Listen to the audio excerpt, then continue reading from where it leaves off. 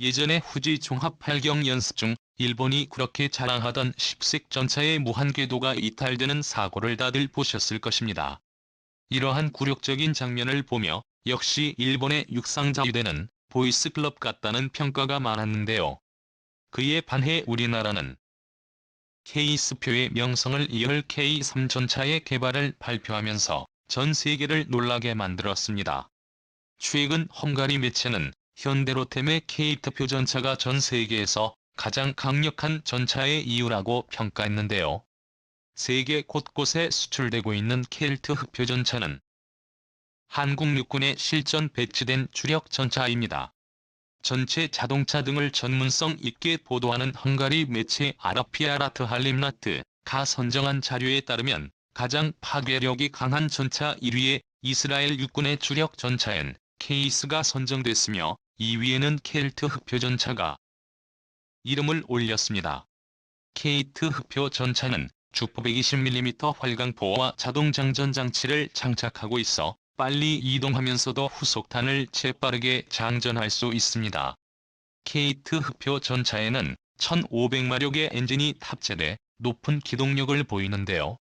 아울러 반능동 형화 현수 장치 프레임의 바퀴를 고정해 울퉁불퉁한 지형의 문제를 최소화하는 완충 장치가 장착돼 있어 지형과 관계없이 험난한 전장 상황에서도 기동력을 발휘할 수 있고 잠수 도화 장치를 활용해 수심 4월 2일은 깊이의 강도 별도 시설 없이 건널 수 있습니다.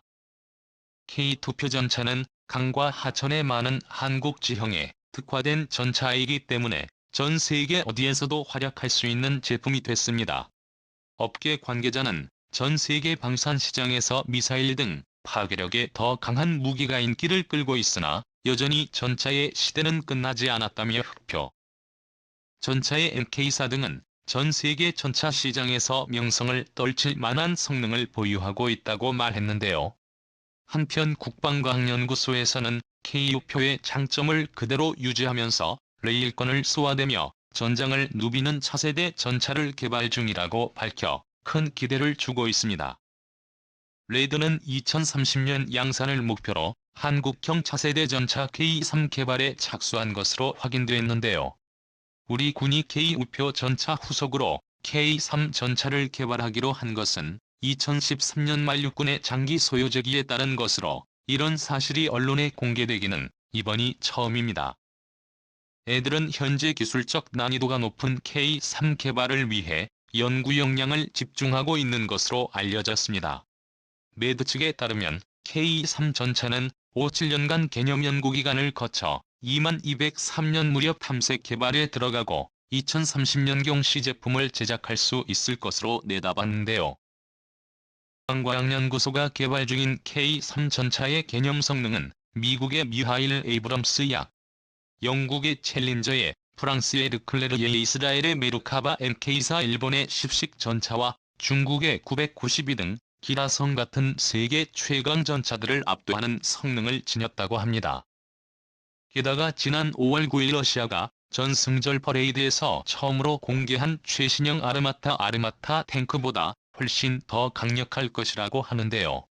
디펜스 타임즈의 안승범 편집장은 국방과학연구소가 개념 연구를 시작한 한국형 차세대 전차는 현재 미국과 영국의 전차 개발 계획인 2030 프로젝트의 개념 중 우리가 필요로 하는 것들을 차용한 것이라며 기본적으로 미국과 영국이 개발 중인 차세대 전차와 성능 면에서 동급 또는 그 이상으로 볼 수 있을 것이라고 했습니다. 안 편집장은 한국형 차세대 전차는 레일건이 건으로 무장하고 정말 추적지능탄 지능형 표적 탐지장치 레화력으로 채택할 예정이라면서 기동 성능은 하이브리드 동력장치에 능동형 현수 장치를 핵심으로 채택하고 입고 투명 전차 체계 전자기장과 다층 구조 특수 장갑 등으로 생존성 면에서 타이 추종을 불허하는 개념으로 개발 방향을 잡고 있다고 했습니다. 또 K3은 미래전의 핵심 요소인 전술지휘 통제체제 능력도 장난 아닌데요. 네트워크 기반의 전장 정보 시스템이 탑재돼 있어 적군과 군이 혼재돼 있는 전장 상황에서 능력 있는 명령과 전장 상황 파악이 가능합니다. 게다가 조준경표 작전시기 등 관측 능력 향상을 위한 첨단 제품도 구비돼 있어 야간이나 악천후 상황에서도 원활한 작전 수행 능력을 발휘할 수 있습니다. 능동방어 장치를 장착해 적대 전차 공격에 대한 방어력도 갖추고 있는데요. 그뿐만이 아닙니다. K3은 국내에서 개발된 전자파 흡수 소재를 사용하여 스텔스 기능까지 갖추고 있다고 합니다. 구종민 카이스트 물질 구조제어센터장은 고려대학교 K2O 카이스트 융합대학원 김명기 교수와 미국 트랙스타 대학교 유리 보고치 교수 연구팀과 함께 기존 전자파 차폐 제어의 한계를 극복한 신소재를 개발했다고 국제학술지에 사이언스에 발표했습니다. 연구팀이 개발한 신소재 BIA3C에는 전자파 흡수 특성을 획기적으로 높인 새로운 구조의 맥시멈입니다. 이 소재는 실용화될 경우 주요 무기들의 스텔스 성능을 별도의 기술 개발 성능 개선 등이 없이 해 단순히 페인트 처리나 코팅만으로 대폭 향상시킬 수 있다는 평가를 받고 있는데요. 자연에 없는 새로운 성질의 물질을 원자 단위로 설계해서 만든 일종의 메타 물질입니다.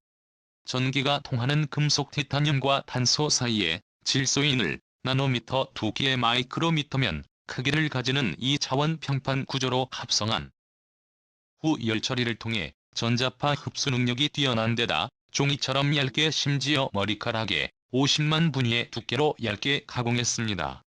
따라서 잉크나 페인트처럼 도포하거나 코팅하는 형태로 사용할 수도 있는데요.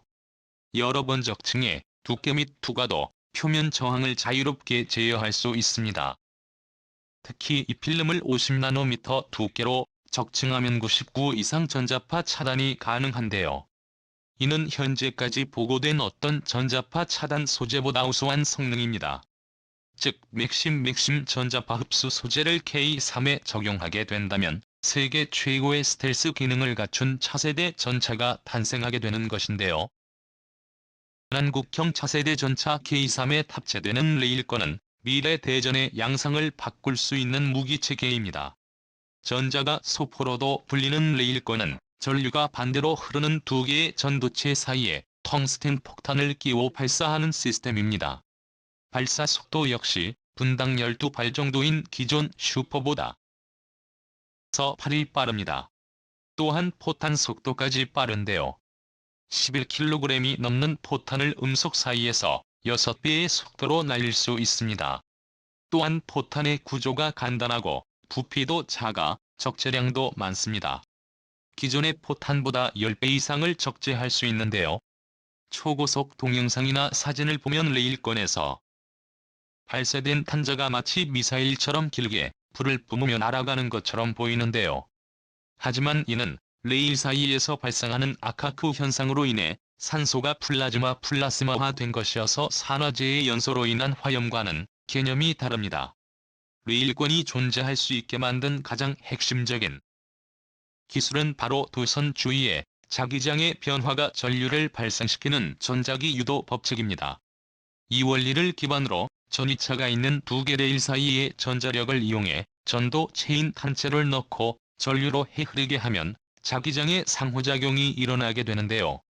그러면 단체가 가속되면서 화약을 사용하지 않고 전기만으로 탄환의 음속보다 빠르게 발사되는 것이지요.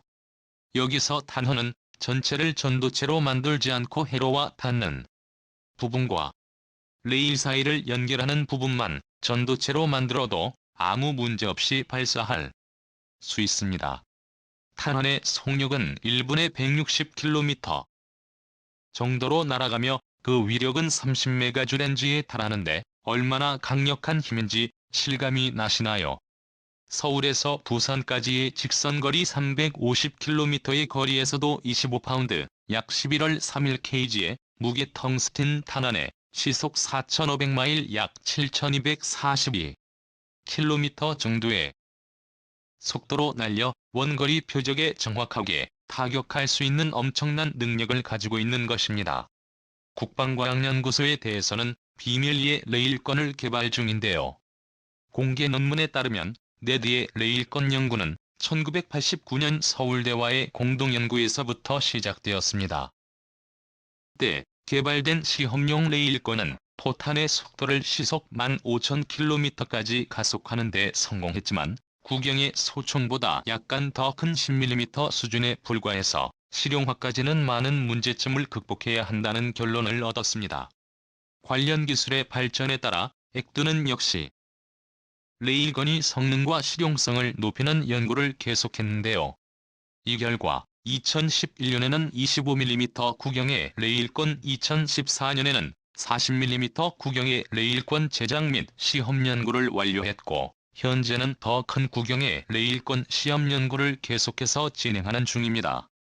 레일건의 장점은 무엇보다도 그 엄청난 폭우 초속인데요. 레일건은 이론상 마하 10 이상의 폭의 초속을 낼 수 있습니다. 이는 탄환에 작용하는 힘의 크기가 전류의 제곱에 비례하기 때문인데요. 따라서 기존의 폭약 발사식 탄환과는 달리 충분히 큰 전류만 공급된다면 탄환에 매우 큰 힘을 작용하여 매우 빠른 속도로 발사할 수 있게 됩니다. 빠른 폭우 초속은 사거리 및 이동 표적에 대한 명중률 증대, 그리고 무엇보다도 탄의 파괴력을 높입니다. 운동 에너지는 속도의 제곱에 비례하기 때문인데요. 이렇게 레일건을 장착한 K3 전차가 개발된다면 그 누구도 우리의 땅을 넘볼 수 없을 것입니다. 다음은 관객들의 댓글입니다. 마지막에 레일건은 미국에서 연구를 하다 많은 에너지 문제와 폭우의 압력 등 실제로 적응하기 힘든 구조 등 연구비와 실제 적용 문제로 예산 삭감으로 포기한 걸로 아는데, 레일건은 미국에서도 포기한 상태이며 국내에서도 레일건 연구를 하고 있기는 하지만 K3에는 전혀로 하포로 가는 것으로 알고 있는데, 대한민국 예비군에게 일본 자위대의 전투력은 그냥 일반인 수준 정도로 냉정하게 평가된다. 그만큼 우리 국군은 현역 복무기간 전투 전문가로 성대여 제대 후에도 이어지기 때문이죠. 하물며 대한민국 전역은 세계 최강 전력이라 자위대는 바로 투항만이 살 길이 되겠네요. 국방부와 육군에서는 레일건이 뜬구름 잡는 무기 개발 프로젝트라고 생각해 현실적인 측면에 전혀로 하포로 가고 있는 게 사실인데 웬 레일건? 아마 좀 더 미래의 얘기겠지. K3는 주포로 140mm 전열 확보를 달고 적대전차 미사일 방어를 위해 레이저건을 장착하는 방향으로 바닥을 잡고 있다고